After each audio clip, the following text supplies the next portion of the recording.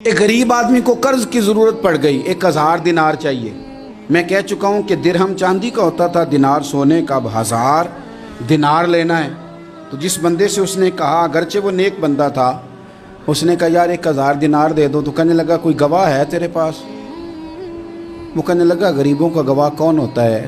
ہاں ایک گواہ ہے۔ کہا کون؟ کہا میرا رب، وہ تیرے اور میرے بیچ گواہ ہے۔ اس نے کہا کوئی کفیل، اگر تو پیسے نہ دے سکے تو وہ بعد میں دے دے، یا تجھے کچھ ہو جائے تو وہ دے دے۔ اس نے کہا کفیل بھی میرا اللہ ہی ہے، میرے پاس اگر ہے تو رب کریم کا نام ہے، اگر اعتماد کر سکتا ہے تو کر لے۔ بندہ نیک تھا، اس نے کہا رب کے نام پہ، رب کی کفالت پہ، اللہ کو گواہ بنا کے میں تیار ہوں تجھے 1000 دینے کو۔ اس نے 1000 دینار دے دیا، وقت واپسی کا طے ہو گیا۔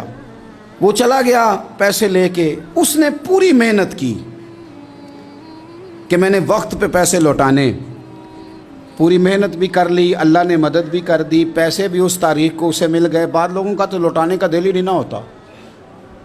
فرمایا حدیث پاک میں کہ تو لوٹانے کا ارادہ کر، رب تیری مدد بھی فرمائے گا۔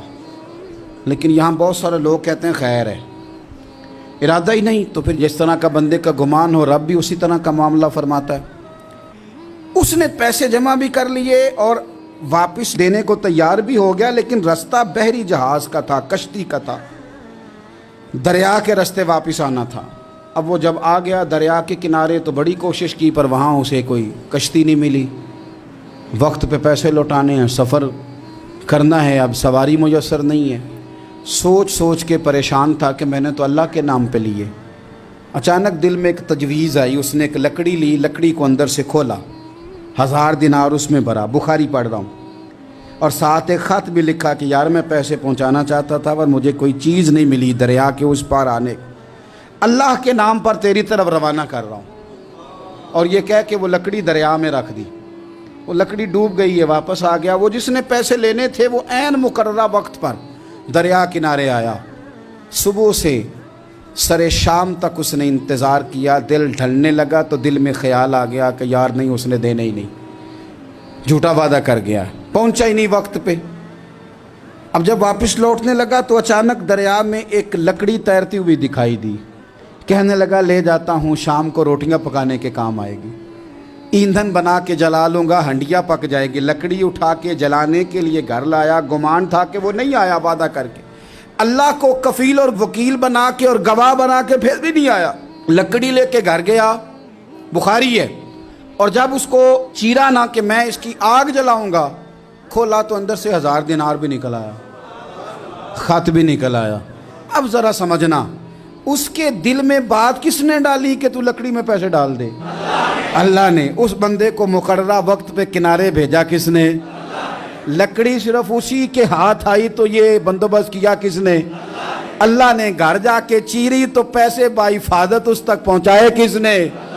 تو پھر ہمیں بھی توجہ اللہ کی جانب ہی کرنی چاہیے، ہمارے پہ دل کی توجہ رب کی طرف ہی ہونی چاہیے نا۔ ہمیں ادھر ادھر جانے کی، دیکھنے کی، بندوں پر غور کرنے کی ضرورت کیا ہے؟ وہ پیسے پہنچ گئے، یہ وہاں اپنی جگہ پہ پریشان تھا۔ اس نے 1000 دینار اور جمع کیا۔ پھر دوبارہ ایک دن دریا کنارے آیا، کشتی مل گئی، بیٹھ کے اپنے اس بھائی کے پاس آیا، کہنے لگا دیکھنا مجھ پر بدگمان نہ ہونا، پیسے اس تاریخ کو بھی جمع کر لیے تھے، دریا پہ آیا تھا پر کشتی نہیں ملی تھی، پھر میں نے نا لکڑی میں ڈال کے خط ڈال کے تیری طرف بھیج بھی دیے تھے، لیکن آج میں پھر لے کے آ گیا ہوں۔ وہ کہنے لگا خوش ہو جا، جس رب کو تو نے میرا اور اپنا گواہ بنایا تھا اس رب نے میرے تک پہنچا بھی دیے ہیں۔ جب لوگ اللہ کو گواہ بناتے ہیں، رب کی جانب اپنی توجہ کرتے ہیں، اپنی چاہتوں، خواہشات اور اپنی ساری چٹھیاں اپنے رب کریم کی رحمت کی طرف روانہ کرتے ہیں، پھر اللہ اپنے بندوں کو مایوس نہیں کرتا، اللہ اپنے بندوں کو نواز دیتا ہے۔ اللہ تبارک و تعالیٰ اپنے بندوں پہ کرم نوازی کرتا ہے۔